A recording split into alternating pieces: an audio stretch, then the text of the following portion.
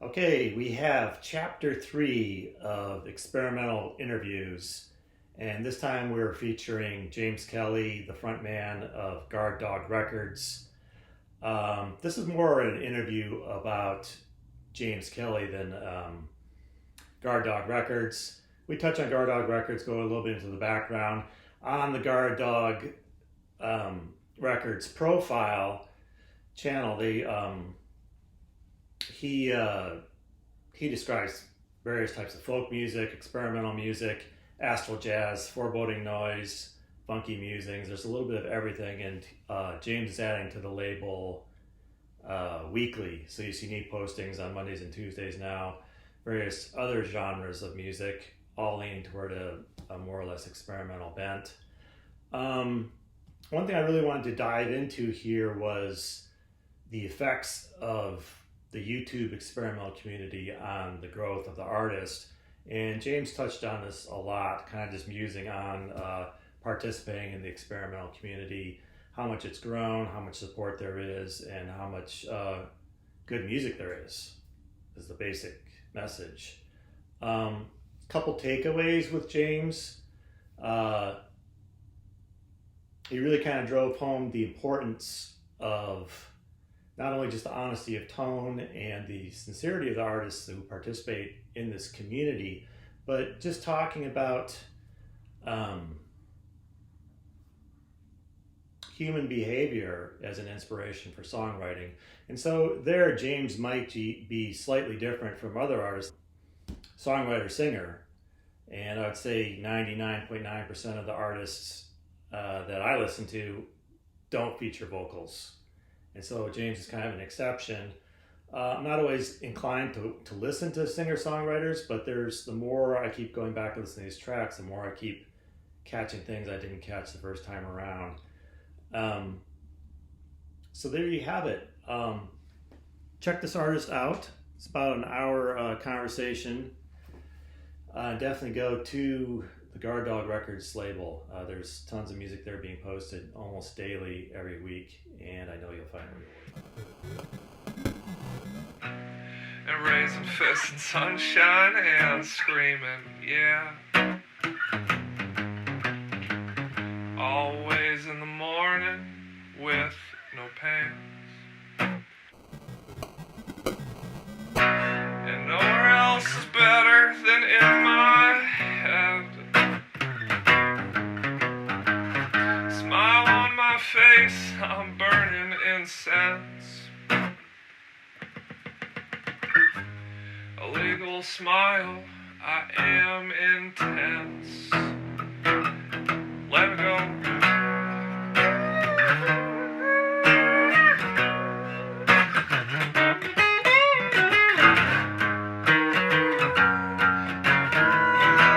It seems like you have quite a following on YouTube.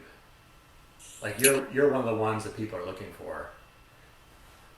Well, I hope so. Yeah, it's been it's been like a year and change since doing it, and kind of wrapped in your question of how technologically adept I am. I've never done the social media thing, or had a Facebook that got. So this was the first internet community thing. It still feels recent. I don't want to fall into that trap where you're like, oh, I just started this recently, and then it's been 5 years, and you're just saying that to sound cool. But it still feels quite recent. So I think that community that you're in has seen a lot of change over the last year. So how you perceive that evolution? Yeah, it's interesting because I think before starting this, I was quite cynical about the internet, and didn't really even understand the parlance of communicating with someone without knowing them, without seeing face. That's an odd leap of faith that I feel like people don't talk about, and so it kind of freaked me. But it's been insanely supportive, and it does not feel like a flippant support. Everybody is talented in the community and actually gives everybody else fair shrift. It takes time with their music. It blows my mind. Incredible. I think there's always those who are kind of, using you as a stepping stone, like they just want more subs. But there's also one thing about this community that we're in is that it seems like everybody's really genuine and they're really interested in what's the music's like. Yeah. And, No, I think that's fascinating. I think about that a lot because, yeah, obviously everybody's got an ego in it, and there's, like you see the little circle, and like, I wonder if their music's good, if they'll like mine. Like, of course. But I think it's remarkable about how many times you visit somebody's music in this community, and it's like genuinely good, where it goes past that, transactional, if I like your thing, you'll like mine. It's more, holy shit, this is inspiring. And then by extension, when they listen to your stuff, it feels genuine. So how does that affect you as an artist, like your development? I think a great deal.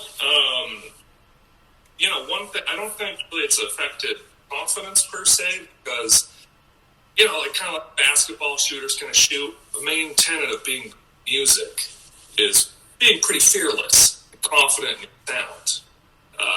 Especially with guitar, you can't fear the 6 strings that you're going to let one resonate and it's going to get away from you. You got to hit it hard, and you got to be in the pocket. But it's given me a lot more new ideas. Have fellow musicians reinforcing things. Could you expand on one or two ideas you've gained since participating in YouTube? Yeah. The idea of song menace, if you will. I think a lot of the artists in this community, they just have the icy ferocity of some of the tone that shoots where you hear it, just, holy shit, that brings proper feedback and it feels good. Where I think younger me would be like, don't get too weird, people aren't going to like it. And now I'm like, get weird, get wild with it, and people will respect it. Yeah, I wonder how people find their way. I'm still kind of confused about the metrics on how that happens. What do you mean? How they find this community? Yeah, I mean, there's a lot of different kind of voices sitting at that table that kind of people come through and pass through, and it adds a lot to it. Absolutely. And so I gleaned that you've kind of been in it for a spell. About 10 years, maybe. Okay. So you've had your ear to the ground and seen how it's shifted. Well, I mean, I used to post just as a way to back up files. I didn't really care if anybody watched. Whereas you've got a whole endeavor. I mean, you've got, you represent a label too. Yeah.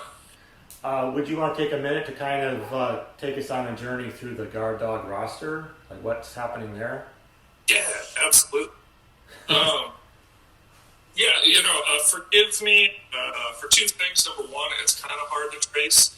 And number two, when I get excited about it, kind of sound like a silly Miles Davis caricature. So do my best, not to speak in ethereal nonsense. So the Guard Dog record idea was originally just, I have a few genres myself I like to do. And they're not entirely complimentary, Like if I want to show somebody a folk song that I did, and then the next track is a weird, scary noise, it could be, they just, well, that was weird, and they move on. So the idea was to have one banner where I could just release whatever and not feel like a day in a box. But Virgin Featherick, which to be frank, I've never actually gotten him in this pandemic year. I don't know if that's the correct pronunciation. But him and I went to college about 10 years ago. And he introduced me to Sunrise, which really changed the way I look at music. Like a guy doing acoustic folk song. Hey, you can hang it on the amp, no problem. Yeah. And so when I started this, I was like, it'd be cool if it was actually like a record company. instead of just a vanity project of mine, what if, like, it was real, and there were all sorts of new sounds. So I got him involved. And then it was kind of, this sounds ridiculous, it's not on that level, but like the build it and they will come thing, where people started to reach out, hey, can we post? Strangers I'd never met. And that's probably the most rewarding thing, is that I've met like-minded musicians with completely different sounds, but like share the same ethos. So of those, Polyflora, Ex Moria, who just changed his name to a sweet amount of initials, I can't remember. Big guy Morvita, who also contributes to Polyflora with Ex Moria. And then recently, Henry Gallo, who does the wild minimalist synth piece.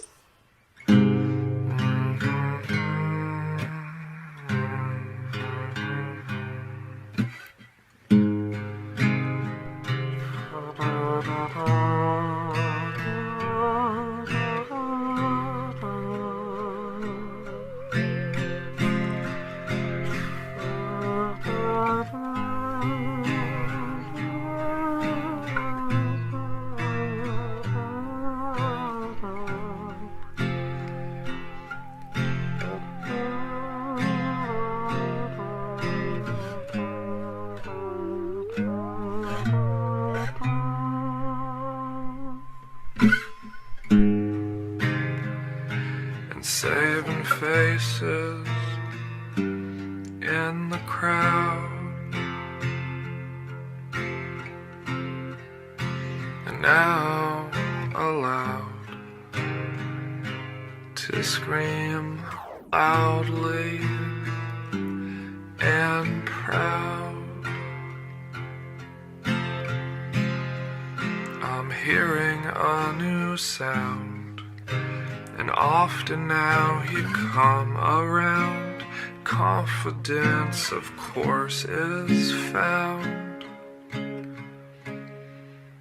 The jury is shut down.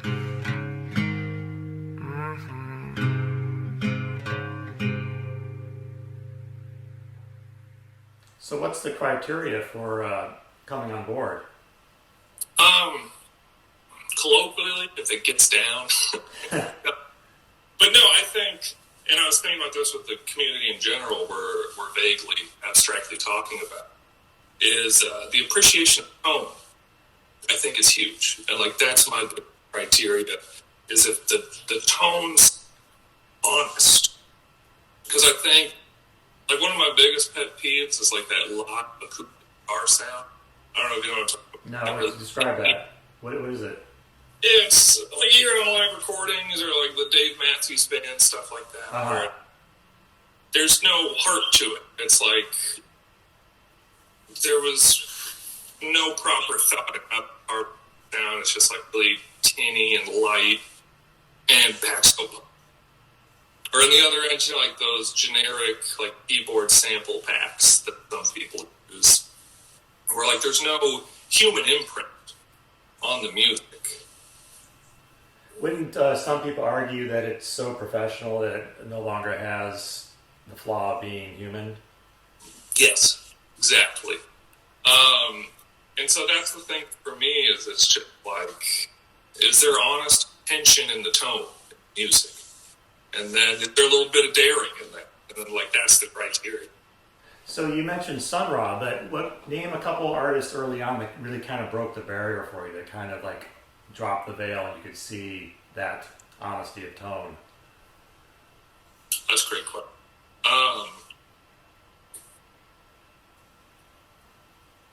Interesting. I will say probably the biggest, and this might be a little left field, but are you familiar with Michael Hurtley at all? Yeah, he plays here in Astoria. He lived here for a while. Oh my gosh. That's awesome. Yeah. I don't know where he is now. I know he's quite the eccentric gentleman. That's very cool that he plays in your area, though. Yeah, he used to play real regularly. I saw him a couple times. Oh, you did? Yeah. That's very cool. But I remember, his first album, I think was like recorded in '65. I don't know if you're aware. So he was like a lazy Bob Dylan blog in theory. But I remember when I heard the T song for the first time, and just the tone, so honest. The guitar was warm, and it was like it came from the fingers. It wasn't the instrument; it was his intentions.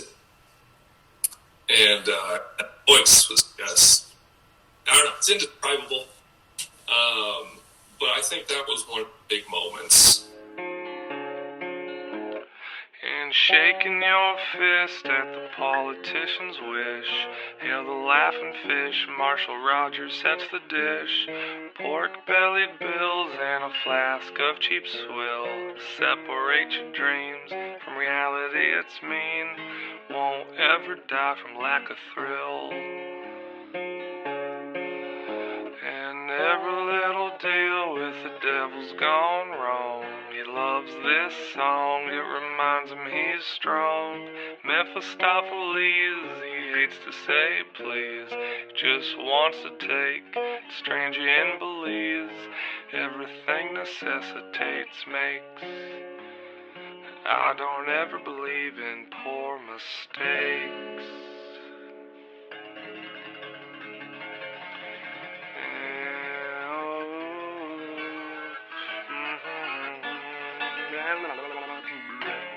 Well, I think it's when you say, proficiency, but still having like an authentic sound. I've always thought, vision trumps technique. Like, cool if you can play a bunch of notes. Did it amount to something? Right. Where if anything, I think when you lack technique, you find a workaround, and your music is more interesting for it at that time. Not saying don't know how to play a scale, don't learn these things, but it's like if you can find a clever workaround to the standard way of playing something, you might develop your own sound, and then you're unique. So working with your limitations. Right, making. How did you happen to merge, I know it's not like a totally original thing, but the kind of electronic tapestry sound with sounds from your guitar? I think it's just being interested in both. It's just like we've lived, like I grew up in like a illegal tour renting generation. Like when I was coming out of school, like everybody's computer was just full of all the albums you ever wanted to listen to. So I had this like equal access to the most like wild left field electronic stuff, and then your real, did you hear this John Prine cut? Yeah. And so I was just like develop a love for both concurrently, or feel like this might be a wild assumption, but previous generations a little more like gate different genres. You had to pick one, and you're like, all right, this I do. Where it just seemed like he could do it ever. So it's kind of inevitable that it would happen. Yeah. I mean, you've kind of taken it to this kind of new level of meditation. There's a couple other artists I've heard recently that kind of drop in on the chats, on the postings. Yeah. They almost have this kind of, diaphanous kind of field of like shimmering electronic sound, and then some type of voice that kind of modulates within that. Right. I mean, I know you're a little more specific because you're kind of relating a song. That's why I kind of related you in some ways to Michael Jarrah from Swans, like all that type of ambient, droney stuff. Cool, and that means the world. I love ambient music, and especially, what you do, you kind of like an industrial ambient sound. I just think it's so respectful. Like ambient music on paper is mildly ridiculous. Like if someone explained it to an alien race, they'd be like, "Excuse me." It's just an atmosphere of amorphous, ominous sound. But yet it's one of the most poignant genres of music that, and I don't have an explanation or any eloquence to talk about it, but I just think it's one of the most affecting forms of music. So anytime I can incorporate it, I try to.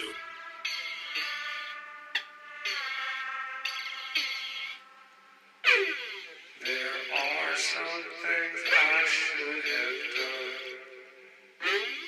but it's pretty hard when you're on the run. So please won't you forgive me, my dear.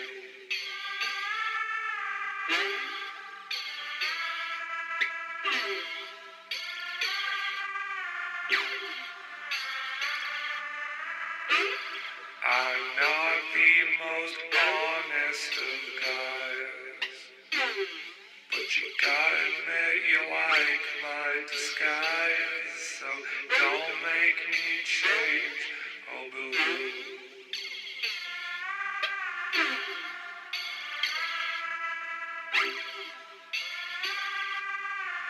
Well, you seem to have a pretty good definition, because I don't really find problems with your ambience. I mean, sometimes ambience is very, like, it's just, very soft guitar tones or, sustains or something like that. But you seem to use it in almost this kind of like field, it's almost like field paintings where you just get like a one wash of a tone or something.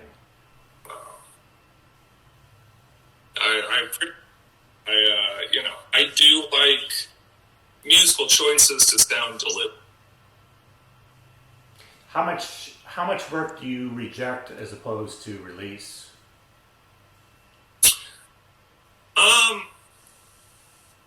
I accept much more than I like. It's not like my inbox, inundated with people being like, you know what I want to do.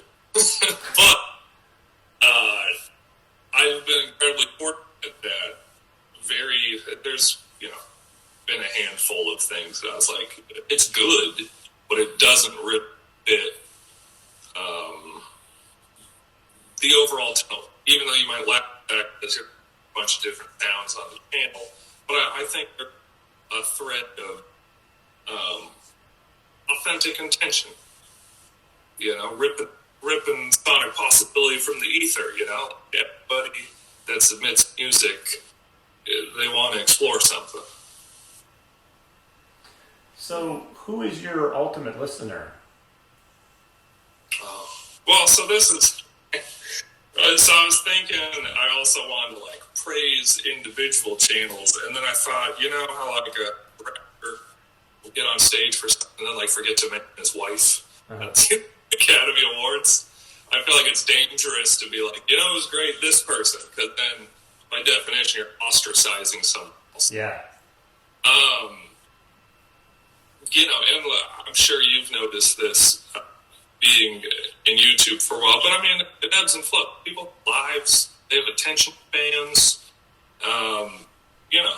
Sometimes there'll be someone who's super engaged for 2 or 3 weeks, and you're like, oh my God, that human being dedicated their time to listen to something I attended or someone I know. That's remarkable. So any amount of attention is pretty cool. There are a few people who started listening before anybody else did that still check in from time to time. Constant, but when they do, I'm like, oh my, they still care. That's pretty good. That almost means more. Yeah, I mean, there's the thing where I feel like people think I'm being disingenuous when I say what I'm about to. Mean it. My dream is just one person listening in their living room in the comfort of their own home with a glass. Just be like, hey, that was fun. It's just that's the live shows, but someone being in the comfort of their own home, choosing to listen to your music, to me is kind of more incredible. Because it's also a more deliberate choice. But yeah, it's always weird to talk about how other people enjoy your work, because I think another common through line in our community is I think it's a catharsis for each artist. Just the participation, or just getting the work out there? Mainly getting the work out there, but I think, at least for me, and I think similar to others, the participation, it's, you almost feel like it's not a competition. You are taking the other person on, like, hey, can you even go further? Like, what else? I don't believe in it, and I don't think it's worth it, but I would like to be here in the end. I would like to be here in the end, and I don't believe in it, I don't think it's worth it, but I would like to be here in the end. I would like to be here in the end, and I don't believe in it, and I don't think it's worth it, but I would like to be here in the end. I would like to be here in the end.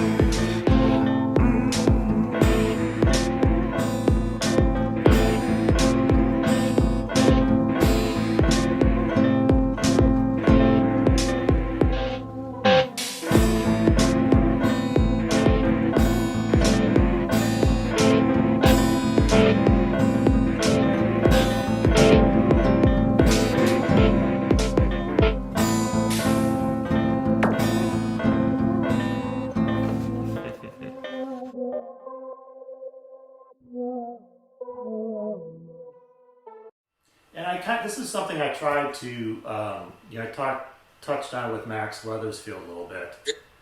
And it was kind of like the whole original idea anyway, but you have all these kind of like perfect storm of, you have like a lockdown, you have people with time to learn new software, you have time for people to really focus on improving their skills of their playing. So, and then you have all these people listening, more people listening. So in a way, it's like a perfect storm that's really kind of, like you just said, egging each other on. And I wonder if it's that, I mean, you kind of touched on it, but what other ways that might have be influencing you as an artist? Forgive me if this is pretentious, but movies, film is probably most impactful on my music than anything else. That's a big one. Yeah, because it's like, of course, other music is huge. And, when you talk about like 4 albums, I know you and I share a love of John Mayer. First time I heard Brad, I made music for weeks that I think is the best stuff I did. Yeah. Just by, having one of those like dedicated deep listens where it's just, what I'm doing for 40 minutes? Only this, no distraction. So of course those things always exist, but, film speaks so much to the human condition, and then also usually has all that. And so, you come up with thematic ideas, not just sonically, like, I'll explain for me, but I just think, human beings, we're all, I feel like people always classify us like, oh, you're a taxpayer, you're a citizen.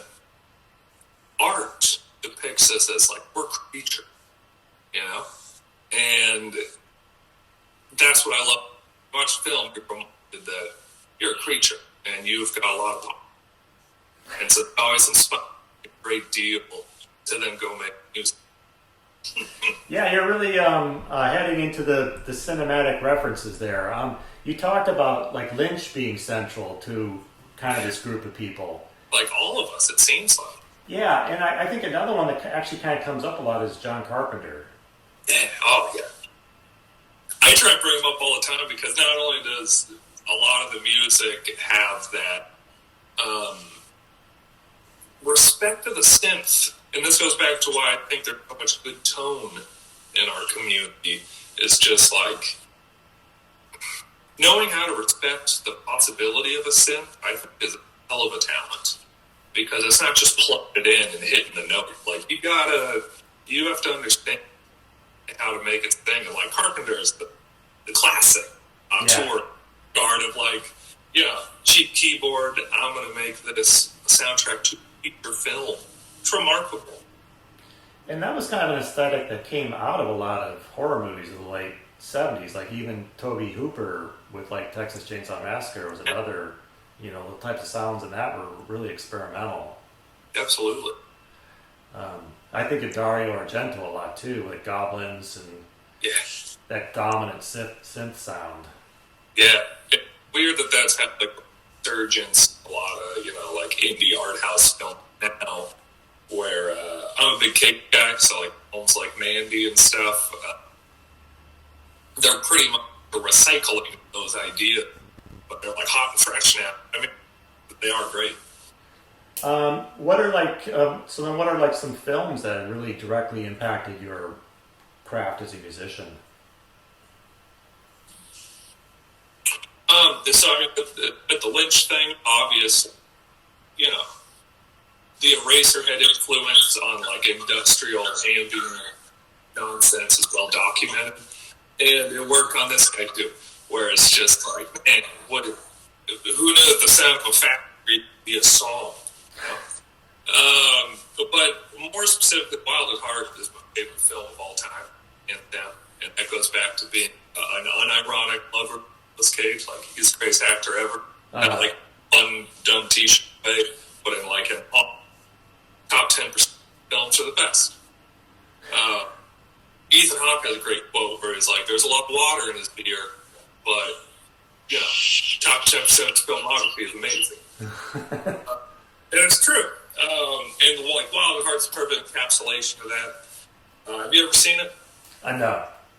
It's young Cage and young Laura Dern, and Cage loves Elvis and speed metal. And it's just like throwing fastballs left and right the whole time. I highly recommend. There are always those eccentric characterizations in his films. Yeah. Which also kind of reminds me of what he did in Coen Brothers too. Like kind of that young Nicolas Cage. Oh yeah, Arizona.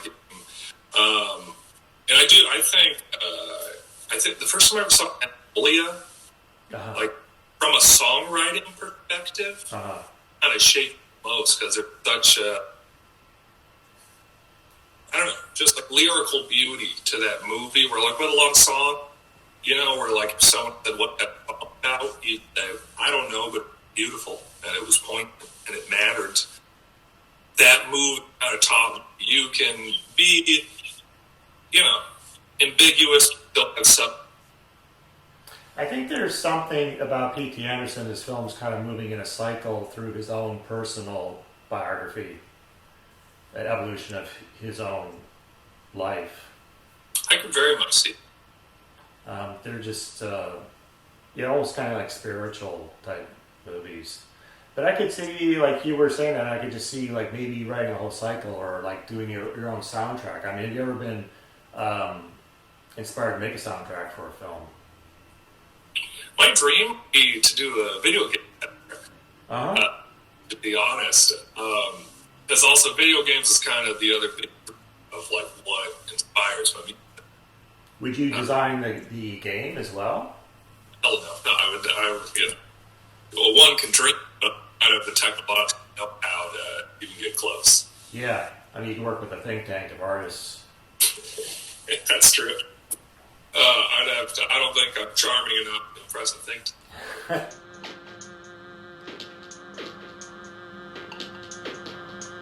I don't ever want anything I've forgot. I'm beholden to the past, but now I can move on fast. 'Cause I have found forgiveness. I can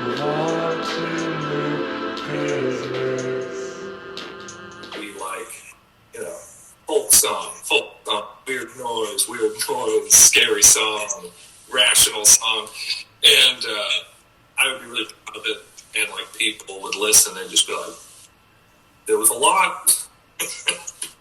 And I could just never really like crack the code on how to sequence things properly. And you hear this like all through music. What was it? I think it was a Lou Reed app. Yeah, Lou Reed's Transformer. Apparently, like the first time he did it, just sounded like pitch, and like they just labored over it for days to figure out how to sequence it, and then they just did it in the order it was recorded, and it worked out. That makes sense. But like that sequencing thing, it's difficult, and so I guess I'm embarrassed that YouTube kind of gives me an out, where it's just like, no, just do it. Well, it's too easy. I mean, one of the things about like video games or DVDs is they're interactive, and that seems to be what people really want more than just saying, "Here's a piece of art, consume it." Well, that's the, I don't know. I'm still flip phone. I don't have a smartphone, so I'm actually delightfully unplugged like during the day. But then when I come home, I'm a god work. Everything. That's which most of us. Deliberate choice. Yeah. When did you start like releasing whole albums? Like I've always, I think probably it kind of took me a really long time to get good recording, and it's funny because at every turn I thought I was good. Uh-huh. You know, like every year you get past it, reflect, and you go, "Oh no, that was good." And so I think it took like my first year out of college to get like kind of competent, which meant like 5 years of recorded stuff was just not good, you know, and it's like never come with me, you know, because we all have our backlog. Yeah. You know, and like none of that stuff's revived because it just wasn't great. Even though I think some of the stuff was good, playing well, I like the idea, but there's such a subtle art to capturing it. So I probably started like finally understanding that when I was like 20, 21, 22, you know. I've been doing it ever since. But yeah, I've always struggled, you know, I kind of mentioned this already a few times, but it's funny how you view your own work and then you hear what other people. Where, like, I love doing weird stuff. And then sometimes I'm like, hey, I'll do just like a song that would just be like, hey, there's an alternative indie song, you know? And somebody listens to it, and I got playing it straight, and like, that was a weird song. What? I was like, what? It's a GCD song. Like, what do you mean that's weird? And so I've you know, kind of given up on that, and I'm just like, it's going to sound like this. Maybe it depends on who you're giving it to. That very well could be, and I think that's a fascinating thing for artists is, who's your audience? You know, is it the person that like buys the Star CDs? Is that who you know? You know, or do you know the eccentric guy who like only likes metal music and thinks everything with vocals is weird? You know, like it's kind of luck to find people who will like your music. I don't know how much it's a matter of if it's good or if it's bad. It's like, you live in the right place, you get played in the right room. Yeah, I'm fascinated by like music and place. Where it's like a good song, you can't always like play in the post office. People would ride it, you know? Like, I love the Gun Club. You can't play the Gun Club in the post office. I don't think so. Yeah, that doesn't mean it's not good music. That just means it wasn't appropriate for the venue. And the audience is the venue often, so I don't know what you do with that. That's kind of like YouTube nice, too. You're just like, here it is. If you like it, it's there for you. There's potential, though, to do, like, guerrilla stuff, like, in public. I wonder if you've ever tried that. I think about it all the time. I used to have this idea where I would paint a boombox, like, be white, put the Guard Dog Red logo on it, and then just, like, have a crazy CD full of, like, noise experiments, just thing and, like, set it, you know, like, down square or off on a thing. But I've never been cool enough to, like, not freak out enough to do it. But yeah, I mean, I think about stuff like that. I had a buddy who was an incredible musician. He once dressed up like a robot and like went down to the pet pond, made the most nuts music possible. And I was like, that's the coolest thing I've ever seen. My problem is like, will you put the robot block before? Like, I get freaked out about the logistics, you know? Like, are they going to see you? How do you get out of there gracefully? So I guess I've never been cool enough to be that radical. But I should stop them from wondering what is my disease.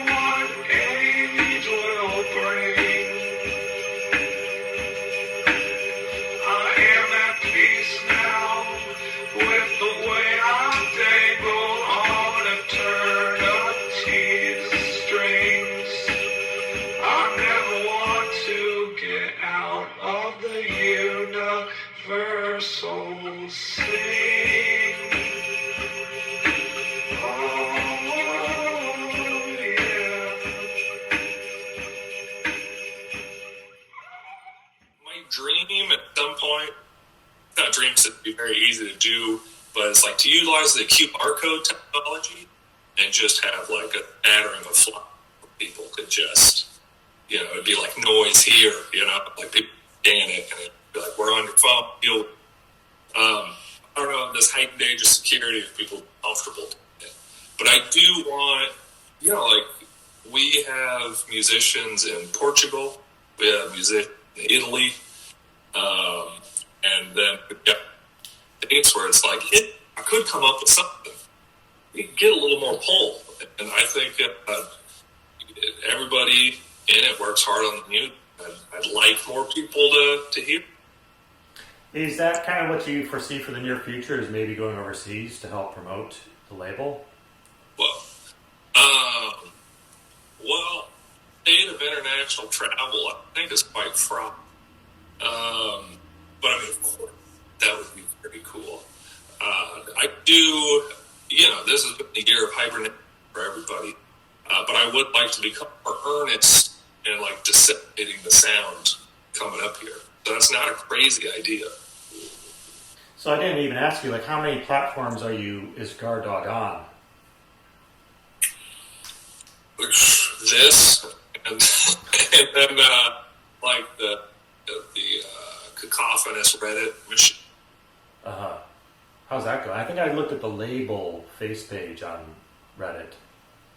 It again, surprisingly, I don't get yelled at too much. You know, it's like I feel like there's like brain politics how to use the platform, which again, as a guy who's never done internet stuff too much, it's like I tread lightly, you know, try to. But I've had a few messages like, the hell you doing posting here? I feel like, my apologies, I didn't know. You know, and like I got a thin skin from time to time, so I'm trying to avoid all that too much. Well, how apparent was their angle? Well, what direction were they coming from? I guess I don't know. I didn't give it much thought. I just said, yeah. You know, they didn't dig the stuff. It was annoying that, you know, I tried to come into a community that I was not in. But again, I don't really know that platform. Yeah, I mean, because of the news, one tends to think of Reddit as the more populist platform. Yeah. You know, with like the whole GameStop thing and all that. What a approach. It's pretty amazing. Yeah. But no, I definitely I see where your question's headed, and it should be on more. I'm looking at it a little bit, you know. I mean, I think you're doing a great job in the time you've been on YouTube of building an actual community, and I think in a certain way you are, you know, speaking to the choir because all those are musicians themselves. Yeah. And it's people you're probably just maybe doing more inspiring than anything else.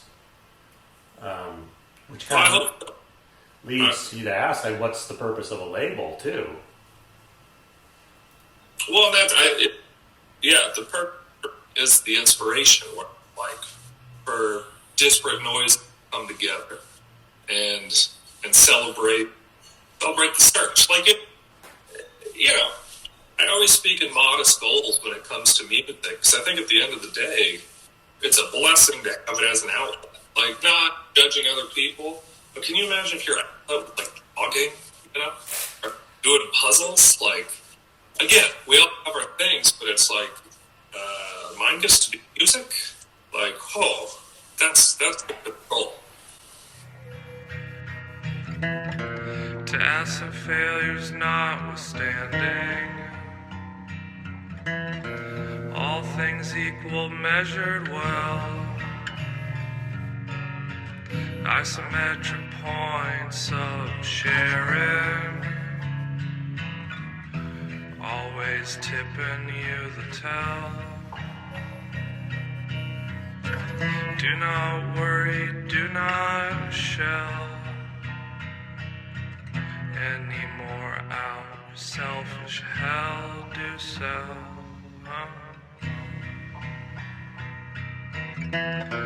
Making badges, fame and honor, grandstanding, making swell, sly perceptions of grandfather. You are sold on nothing here. What do you see as the future of music?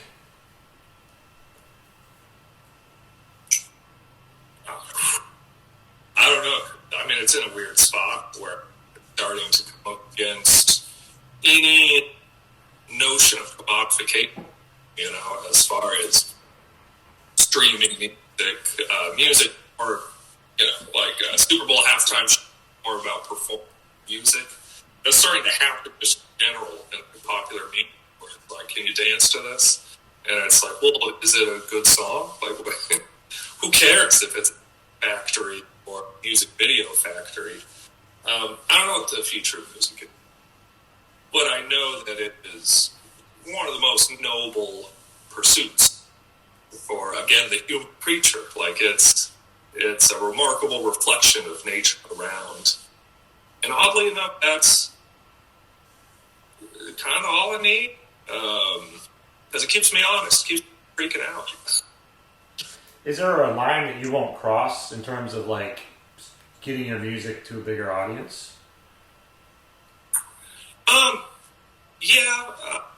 I try and follow, like, the Jimmy Stewart rule, which is, like, have some decorum, like, act with some integrity. Because I think that's a thing with music, and especially, like, I think we all can talk about the dread of, like, getting a live show sometimes, where it's just, like, the amount of nonsense. Usually you kind of almost a bastard or somebody, make them uncomfortable, and it's like, ooh, I can play for tips, where it's like, what kind of withers the soul, and what great. So, a code of conduct, a line I won't cross. I don't want to be pesky or unpleasant, How do you feel about artists who sell songs to corporations? I mean, shit, I'll tell you. and you stand by the song, again, it's like, that's something, like, how, like, commercial music, like, some of it is, like, good, and then that's kind of the joke in itself, where you're like, what's one of the saccharine car commercials? Now, some of them are good, and it's like, hey, I think, like, Broken Social Scene has one, and you're just like, that's a good song, glad you made one. I think there was a Nick Drake one. I think there was even, like, a Psychic TV one way back, like Godstar or something. Right, where it's like, cool, man, like, you played the game. Game's not going anywhere. We can all be high and mighty that the true artist sings in the cave, but there's more than cave, and that's fine. Well, I think you were saying the true point isn't isolation, it's communication. Yeah. So you can't speak in a void. I mean, nobody's going to hear it. Right, and that again, that's the coolest thing about the community we have is like regardless, quote unquote, success any of it may ever have, it's like somebody's listening, and that should not be taken for granted. I certainly not. Looking out windows with no panes, clarity is the game.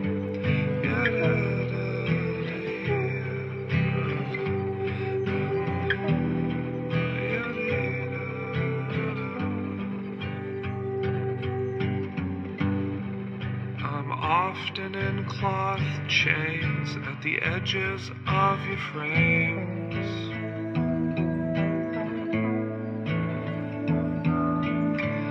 I'm misunderstood by design, always by your name. I am a human beast for two, no longer anything I choose.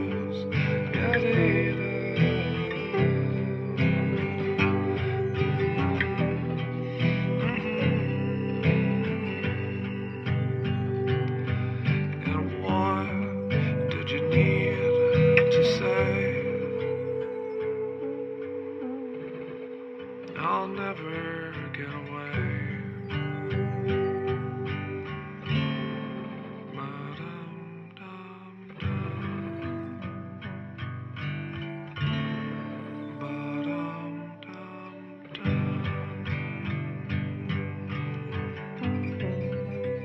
You receive that with a lot of respect, and you listen really well. Thank you. Thank you. Yeah, you're another deep listener. You really kind of get the language, and I think people respond to that. It's a lifelong pursuit. I think if you're serious about it, you instantly can tell someone else is, you know?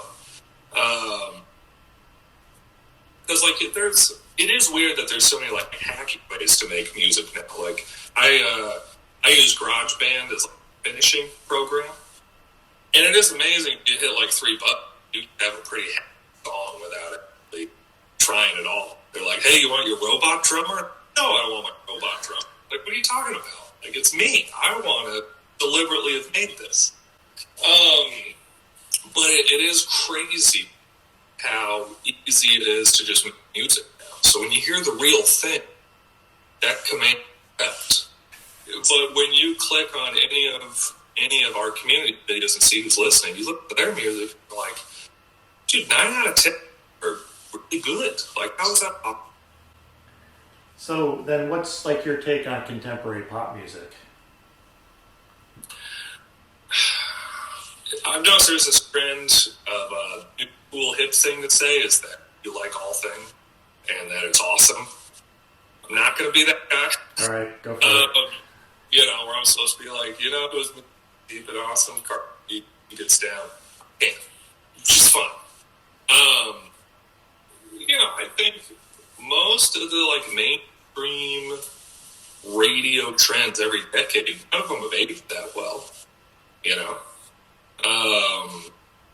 outside of the '60s, because it was like a time, I guess. '70s onwards, now you got like the plastic disco. The '80s, you got your Madonna, '90s boy band, you know, all these things. Like, no one's sitting and being like, that stood the time. So I don't love it. That's my short answer. Yeah, I try to, I'll spend like a week driving around with, say, like the most current, you know, top 10 going, trying to get it, you know. And then eventually I end up just kind of feeling like I've exposed myself to some new ideas, or distinctly don't like something. Yeah, I will say it's an olive branch, and I don't want to draw anyone's ire on it, but like, you know who I do think's good? I think Billie Eilish gets it. If we want to go with like radio people, like I'm very proud of that. And that's the radio. Am I going to listen to the whole album? Probably not. But like I think it's important to still like try and find value in current things, because otherwise you're staying curmudgeon. Do you remember when you first heard like full on like Japanese noise music? Oh man, are you talking like the super radical hard stuff, or like the more like mellow like music for places where they're like, here's the music for air conditioning? Yeah, like kind of like Merzbow, or I remember friends getting new CDs like back in the early '90s, and like these CDs had warnings that they would destroy your speakers. They were the sound was so harsh. Am I allowed to curse? Yeah. I think I already have a few times, but this isn't Japanese. But the first one I heard "fuck button," I've never heard, but it's very much in the ethos of like harsh. Like their first album, especially, they got a little more accessible later on, but it just like mono noise that'll ruin your house. Yeah, and there's oddly something appealing about it. Yeah, there's not. I wouldn't say that I'm hearing a resurgence of that music, but I'm hearing kind of resurgence of that spirit of like this whole like I don't know what else to liken it to, but like, you know, granular synthesis where you just have deconstructed particles of sound that are all kind of blasted out in a new arrangement. Absolutely. Just that limitless ability of digital art to do that. Well, if I may, I'm going to extend that to your work, because you kind of, forgive me if this is the wrong pedal, but there's like, is it like germanium fuzz? There's a pedal that like makes it sound like an amp that's breaking up. Are you sure? No, I know DOD had some effects like that back in the 90s. Yeah, it's like, that's kind of regular synth version of that, which I feel like, I don't know how you get it, but sometimes your work, you know, it sounds like the wall of sound, like a million particles just rubbing up against each other. And I respect that immensely. Not easy to attain, though. I mean, in terms of like if you were going to sit down in the studio and try to reproduce that sound. Yeah, I mean, I know much of your work has more of a softer approach to it. But I'm just wondering if you ever, maybe some of the newer projects you've been signing on are kind of move into that direction a little bit. Yeah, and like in the noise experiments, the noise for life, smaller, there's a few in there that kind of adapt that. But yeah, no, it's something I really respect and would love to expand either my someone who's super good at that. I go in caves after dark just to see if I can go so deep that I'll no longer be able to see. If I feel spiders crawling on my feet, I still think to myself, even farther I can go deep. I'm feeling madness become a part of me. When I go to school, all I think about is last night's sleep and all the things I explored that weren't real the day before. I hunt clouds for sport and then I spore them and go to court. Overseen by big monsters with wings for ears, not bats. Bats are gavels, and when I say something, they bang rat-a-tat-tat-tat. And the legs on my hair scream, don't burn me off again, 'cause that is punishment for sin in this wacky world I'm in.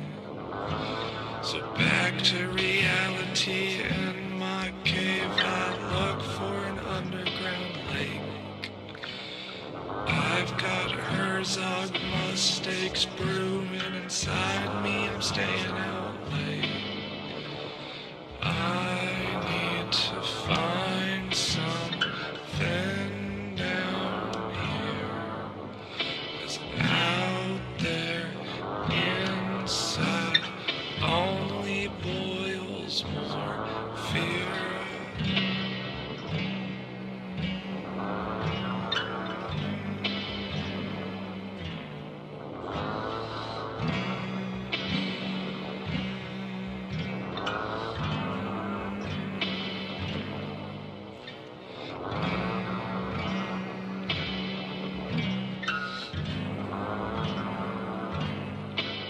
I wonder, like, even like with thinking about like swans, like sometimes there's that kind of like effort to play against that texture.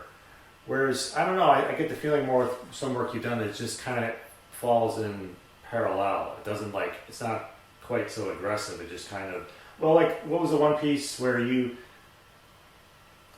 mentioned, or was it double dutching, I think?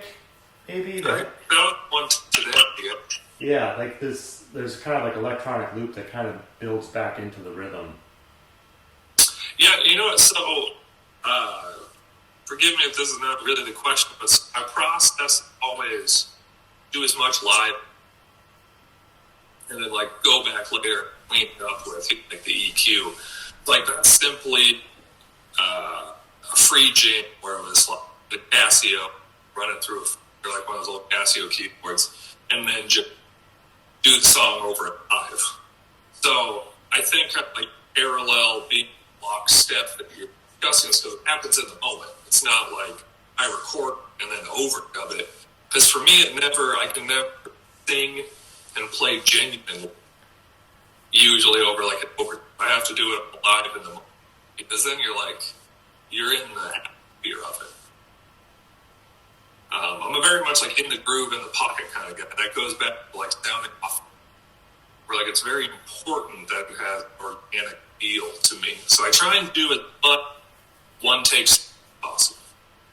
Yeah, it's like the technology or the GarageBand is your tool, but it's not necessarily that the means. I mean, it's kind of the means to the end, but it's not the goal. Well, I kind of one of my favorite Keith Richards quotes is like, "I can make any guitar sound. You're the one making it good. The editing at the end should just be like you're taking the hiss out on your recording. You know, like it should not be the instrument. You know, you're the instrument. The human being is the best instrument possible. Like you are. The rest is an instrument for that, a tool. It's almost like being a label, in charge of a label that you're in charge of an aesthetic. Yes, I very. You know, when you mention like criteria, needlessly long thing about authenticity, but yeah, the aesthetic is very important, and I don't know what I call it, but I try and keep it consistent. Do you ever see yourself at a point where that will get out of hand and you'll have to try to, I'm thinking of somebody like Bill Laswell trying to do everything, hundreds of projects. Yeah, I mean, I'll be honest, I already am starting to feel, from, since there's so much good music that I have from everybody else, like it back burn, where it's like their schedule now, like Mondays and Saturdays are for all the other different sounds. I was post on Wednesdays, that's how I started. Virgin Feather on Fridays. And then you get in the problem where like you don't want to post it today because you don't want to tax people's time, energy, And then you go, it'd be nice to day between video. And then you're like, oh no, I want some hear what this did. Where am I going to... How do you keep all that straight? Yeah, and it's like, and then of course sometimes the main part of me is like, I really want to use this old new track. But not my turn. It's somebody else's turn. And like having the restraint in that sense of responsibility. Like, it's small time token I take very serious. And that's also part of these, like, egalitarian spread of the sand. Rather just have just me over and over. Well, it happens on Wednesday. Yes.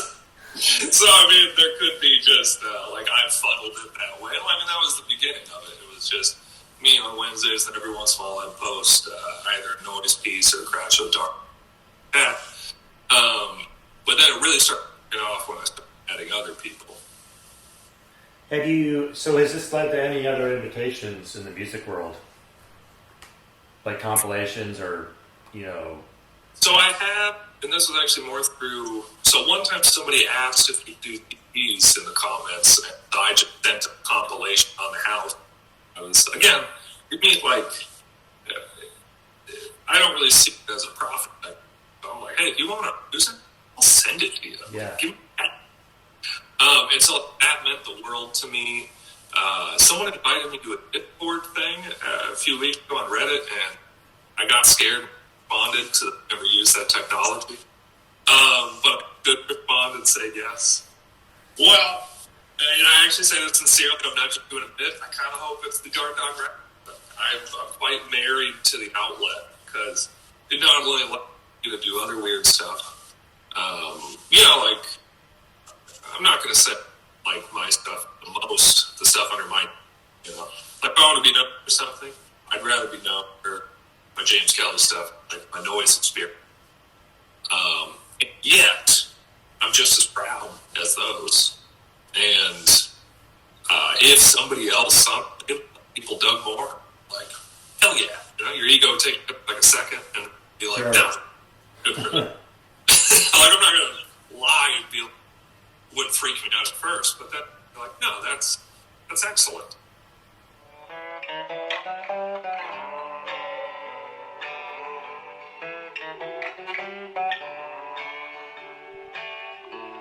I feel the dread now pushing on my spine. I can't explain with traditional concepts of time. The feelings got me in a bind. And it seems trouble is always the last sign.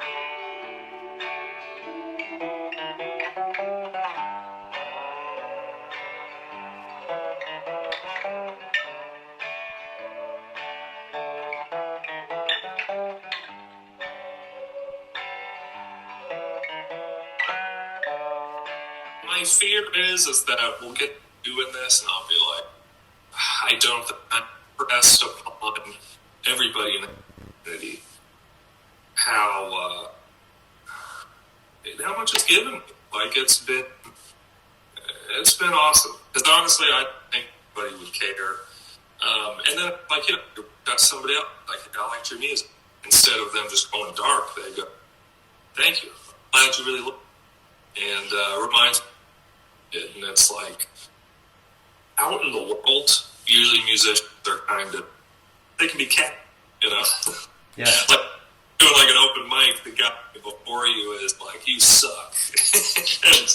and it's like, here in this community, not only do they not say that, they don't suck. There's usually the guy yelling to life, he's a shitty musician. And he's overcompensating. Yeah. In this community, it's like a great musician saying a nice thing to do. And it's like, whoa. It's insane how cool it is. Well, it's very self-regulating, and it kind of keeps everything a kind of an order, the necessary amount of order. Because, like you say, with so many of these live mics, the person before you plays another half hour longer than they're supposed to, And suddenly you get 15 minutes, and they had like an hour and 15 minutes or something.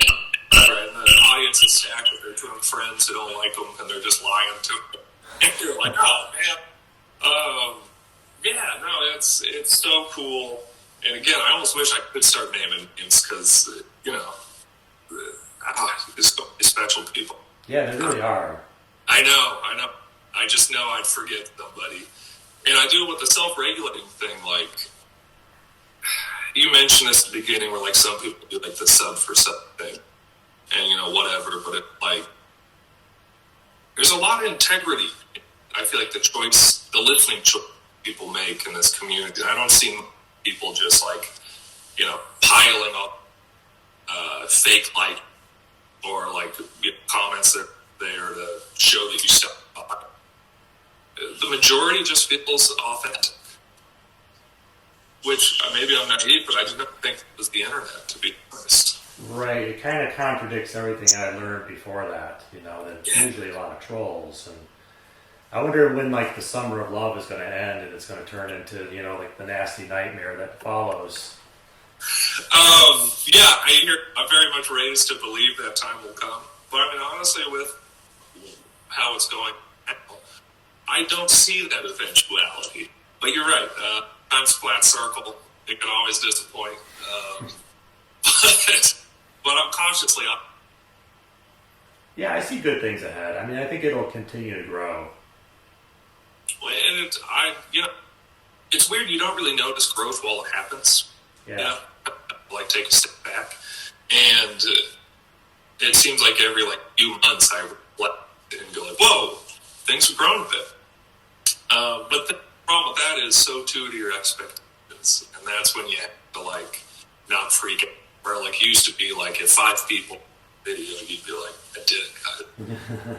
You know, and it's like you're like, "Dude, if I ever got 10, I'd be happy." Then you get to 10, and you're like, "Excuse me, I could." For people listening. So, like, I try to just like, very fortunate in the moment. If somebody cares, because otherwise you just keep like setting the bar, and then you know everybody dies someday. Calm down, don't freak out. I like how you're kind of this balance of little trepidatious, but very kind of open to the technology. Yeah, because it facilitates the thing I love. You know? Yeah. Where like you know I kind of dance around this where like I don't know technology much, phone. Like I don't do anything because honestly I kind of soul from time to time, and I was worried getting this I kind of lose a little bit of like raw humanity, you know. But it's been the opposite. I feel buoyed and jubilant, and like it's helped me make better music. It's helped me meet people who make incredible music. So Yeah. the internet's not bad. I don't know. No, I mean, this seems to be like a nice oasis. And that's why I kind of wanted to like just at least celebrate it for what it is. Yeah. Because like I said, you know, the honeymoon will end at some point, and there'll be all trolls stomping all over the territories at some point. I don't know. Do you think that happens? Eventuality? Well, you know, just inevitability, but... That's like, so one person in the community would have to get it so big, and then like start like Justin Biebering out in the world to like get, or like they'd have to like start their own app, you know, like come celebrate me, and then they'd find us. But it seems like everybody would follow the Jimmy Stewart rule again, where it's just like, hey, have a little decorum, be cool. But naive again might be the word I should use. Yeah, I mean, I like that kind of healthy amount of naivete. Thank you. Yeah. Cautious, but healthy. Well, yeah, because like it's I don't know whoever said it's a short life. They lied. It's a long life, and I think it's important. You know, you celebrate the small shit and hope some good things are coming. This is the way I have to let you know.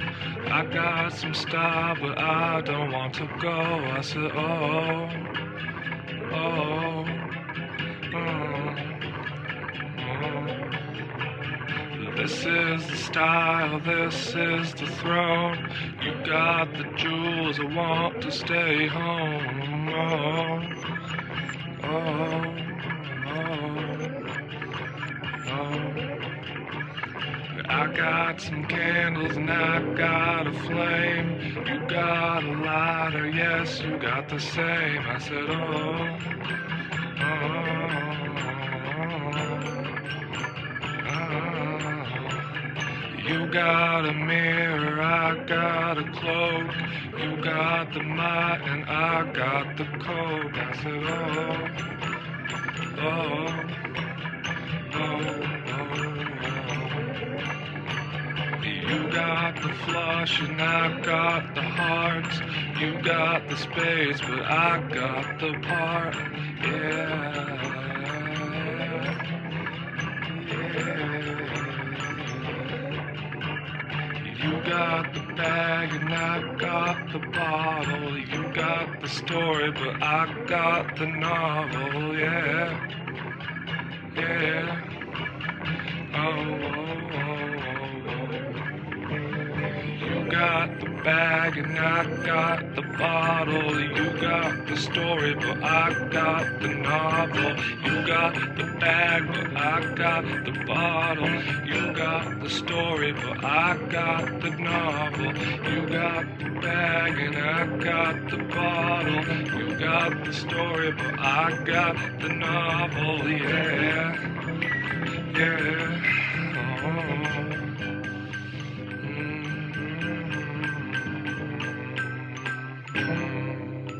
You got the flush, and I got the heart.